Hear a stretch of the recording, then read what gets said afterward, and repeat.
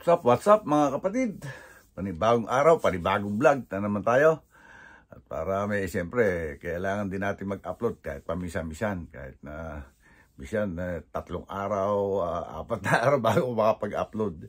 Kasi ngayon, last day ng day off natin. At ito naman, nagkaroon tayo ng pagkakataon uli na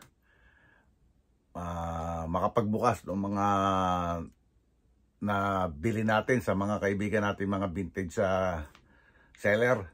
Ito, pakikita sa inyo mga kapatid. Ayan siya, oh. Yan, lagi ko naman sinasabi sa inyo, yung nabuksan ko na yan, kasi tinitingnan ko, hindi naman kasi sabay-sabay ang dating yan. Kaya yung binubuksan ko na, tinitingnan ko kung may depresya para may ibalik natin sa mga seller na nagbenta sa atin. At ngayon, umpisan natin ang pagpe-flex mga kapatid. Ito ang nakakahiligan natin ngayon. Kasi ito yung yung mga, kumbaga, trending ngayon dito na mga hinahanap na mga buyer din natin kahit sa Pilipinas. Ito yung mga hinahanap nila. Kaya nag-hunt din ako sa mga kaibigan nating vintage seller dito sa vintage community ng mga pwede nating i-resell. Ito mga kapatid. Umpisa natin dito mga dito muna tayo sa medyo mahinaan. Soft as grapes. Ito kasi large to. Kasi pag nag-excel, mahirap ng ibenta. Vintage na to mga kapatid. Yan, kita nyo mas tela. Tapos sabi nga sa inyo, baseball season ngayon dahil ang team namin dito sa Bay Area is San Francisco Giants. Yan. Diba?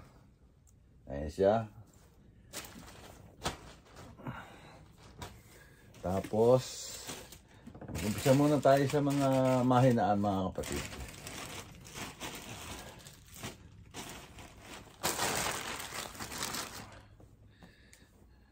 Tapos ito, siyempre hindi mawala ang paborito nating team sa basketball, ang Lakers. Sabi ko nga sa inyo, second choice team ko to, Los Angeles Lakers. Ang paborito ko talaga, Chicago Bulls. Dalawa. At siyempre, ito nga pala, kasabayin pa nito kasabayin nito, isang tao ang napagkuhanan ko. Ito, itong sombrero, Chicago Bulls.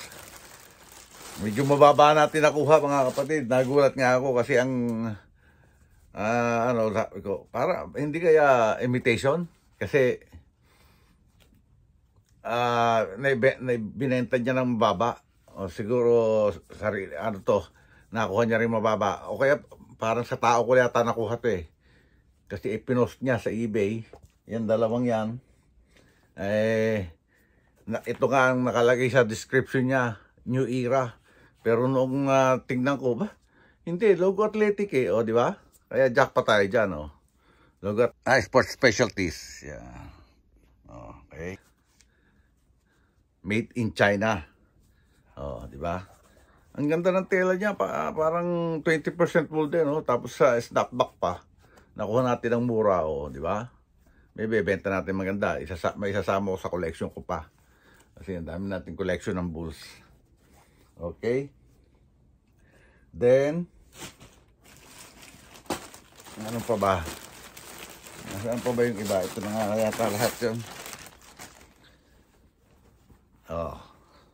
Kalaban ng dito rin team din dito sa Bay Area yan, pero kalaban ng San Francisco Giants ang Oakland Athletics. Di ba? Baseball. Oh yeah. Okay, hold on mga kapatid. Kasi na mga kapatid, may dumating kasi yung merong gagawin na tubo rito na nagkaklag do sa aming drain sa lababo. Kaya pina-check nung may-ari ng bahay. Halos halos 1 linggo na kailangan ko maglimas, lalagis timba, tatapos sa labas para lang magamit yung lababo. Okay, nagkasundo naman kami sa Friday. Pasensya na kayo sa interruption mga kapatid ha. Nasaan na ba tayo? Okay. Ito, na-flex ko na sa inyo. No? Itong Auckland Athletic. Ano to? Majestic. Majestic to mga kapatid. Hindi ko lang, pwede na rin kasi parang ano na, new generation na to. Itong isang to. Hindi na siya vintage. Then, the other one, okay. Wala na tayo doon sa mga ganon. Dito na tayo sa pangmalakasan mga kapatid. Natin umpisahan. Ito, dito muna tayo sa. Ito kasi, ito yung hinahanap sa Pilipinas yata. Ano sinasabi ng anak ko. Pang itaas. Hindi ko alam kung t-shirt or polo. Pero ito yung mga nakuha ko. Long sleeve, workwear ng Carhartt. Ayan saan na ba yung tatak niya? Uy, wala siyang tatak doon. Ito, dito na lang natin pakita. Carhartt, ito pala yung tatak niya. Carhartt. Size large to, size large mga kapatid. Ayan. Ang ganda ng ano niya, parang canvas yung ano niya. Nakaki, yung kanyang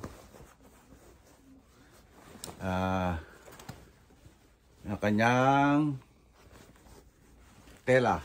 Okay, mukhang may tapos sa labas. Sandali mga kapatid. Okay, balik tayo mga kapatid. Na-flex ko na to, no? Ayan.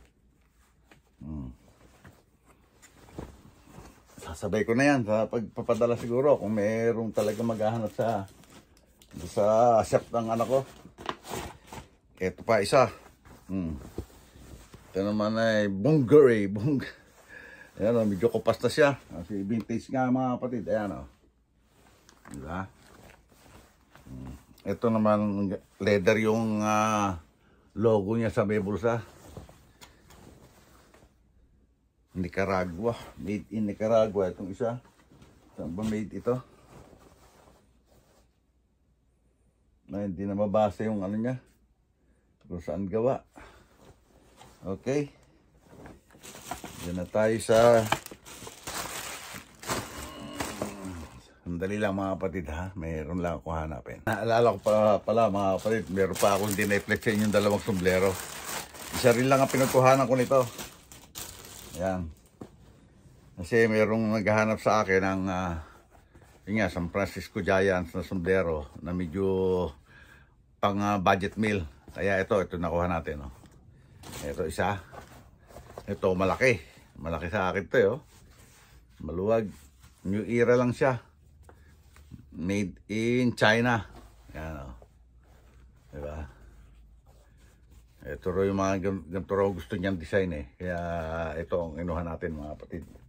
Tapos, pati yung sa anak niya, inihanap ko na rin ang pambata. Kasi pag nanood sila sa stadium ng Giant Stadium, meron sila isang suot. Ito naman Mickey Mouse. Medyo nakuha natin ito ng maganda na mababa. Kasi kumbaga bundle. Mababa natin nakuha to.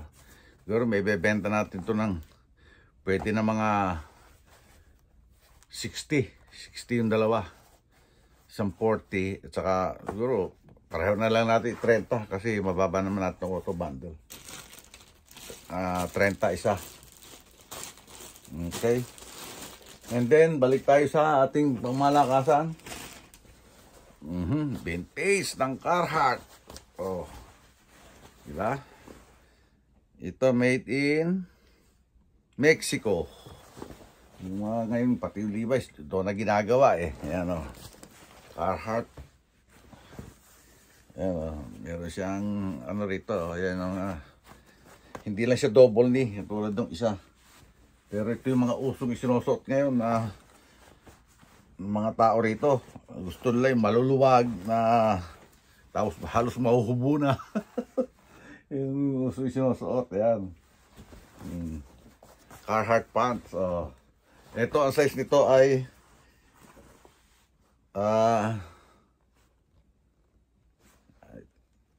40 by 30. Yan.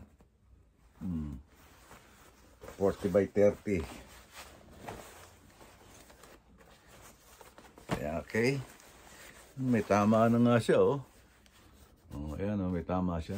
Okay lang yan kasi vintage naman yan eh. Okay. And then, another khaki. Ito, ganun din yata ang size ito, 40 by 30. Yeah, the same size. Ito naman made in Mexico rin. Ayan, oh. Ito kaya ang ganda ng design naman ito, oh. Meron siyang lagayan ng martilyo rito. Tawag dito carpenter sa pants. Ayan, ang ganda, oh. Leather pa yung tatak niya sa yung logo niya, oh. Ayan, oh. Diba? Nalay mo, may mapagbentahan tayo. Ano ko muna rito bago kung wala, padala sa Pilipinas. Kung may order sa Pilipinas. Ito naman, pwede kong ipang ano yata to, pang PSG. Kasi dark color eh. Ito kasi mga gusto ko eh. At saka relax fit siya. 38 by 30. Sakto sa bewang ko to. Kaya lang medyo mahaba. Ito yung mga hindi na masyadong vintage. Ganyan ang tatak. Yan, o. Saan ba ito made? Made in Colombia. Ayan, mga kapatid. Okay. Ngayon, atin mo nang i-display para ma-flex natin ayos. Okay, mga kapatid. Bago natin tapos itong vlog ito, mga kapatid, mag-ayos muna tayo ng ating itong mga plastic na pinag-anuhan para maitapos sa basura. Okay. Ayan.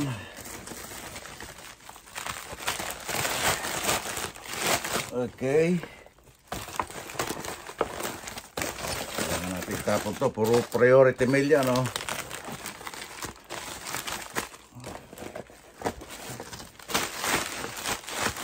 Okay. Ano ba?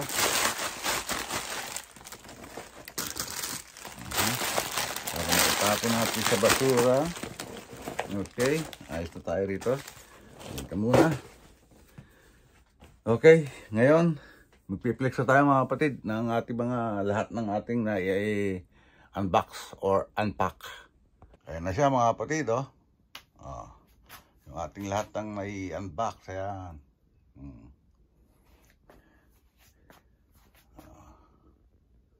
Yan siya, oh.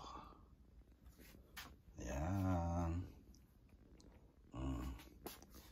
Ayun yung medyo pang taglamig. Yan. Yun lang medyo malakas yung isang yun, no? Saka yung Lakers na yun. Kasi 47 brand yun. Tapos yung Lakers, yung Lakers, 47 brand yung hoodie. Tapos yung ating Bulls na yan ay Logo Athletic. Sports Specialties. Yan. Okay. Yan, oh. Di ba?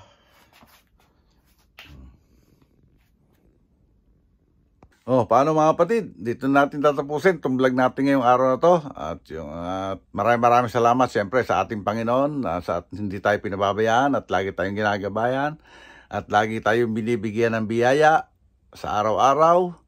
At maraming salamat rin siyempre sa ating mga solid viewers, mga silent viewers, at yung mga hindi bumibitaw, at yung mga nagko-comment, maraming salamat sa inyo. Hindi ko na kayo maisa-isa. At siyempre maraming salamat din sa LA to Manila Bay, Soward Community, at lalong-lalo na kay Idol Jaffer Sniper. Maraming salamat. Hanggang dito lang po. God bless all and be safe always.